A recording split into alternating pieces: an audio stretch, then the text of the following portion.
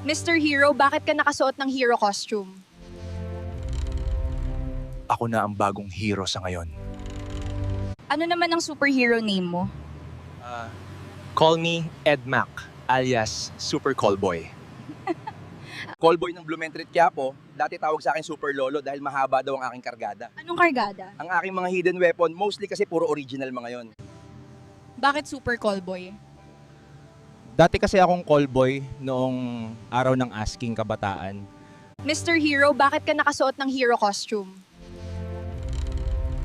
Ako na ang bagong hero sa ngayon. Ano naman ang superhero name mo? Call me Ed Mac, alias Super Callboy.